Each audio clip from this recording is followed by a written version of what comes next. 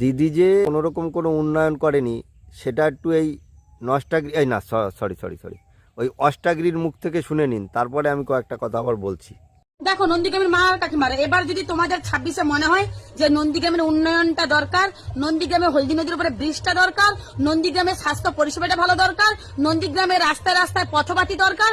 শুনতে পারি তো, নন্দীগ্রামে কোনো উন্নয়নই হয়নি, শুধু নন্দীগ্রামে না, ওরকম সব গ্রামেই ওই শিক্ষারও কোনো উন্নতি নেই, স্বাস্থ্যরও কোনো উন্নতি নেই। আর এই বর্ষার সময় হাঁটা যায় না, বর্ষার সময় হাঁটা যায় না, এরকম হচ্ছে উন্নয়ন। কথাগুলো কিন্তু পাগলি হলিও এই কথাগুলো সঠিক বলেছে। আর ও নিজেও কিন্তু ওই তৃণমূলের একটা জিতা ক্যান্ডিডেট।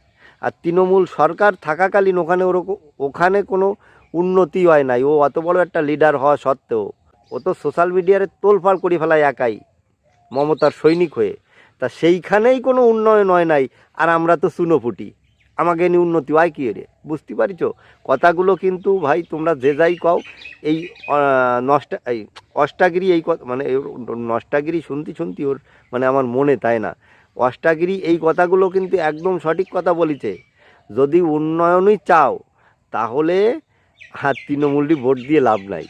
যদি উন্নয়ন চায়, আমি বলতেছি না বিজেপি আসলে কী করতে পারবে তা জানি না। বিজেপিও যদি, দেখো আমার ব্যক্তিগত রক্তে কোনো পার্টি নেই, বিজেপিও যদি কাজ না করে বিজেপিরও চেঞ্জ করো, পরিষ্কার হিসাব। কাজ না করলেই তারে রাহিয়ে লাভ নাই। আমার কথা পরিষ্কার, বোঝা গেল? আমি কোনো, আমার সংসারটা কোনো রাজনৈতিক টাকায় চলে না।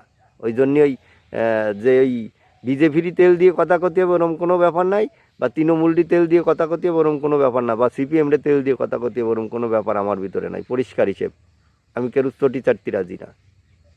কাজ করি, সংসার চলে।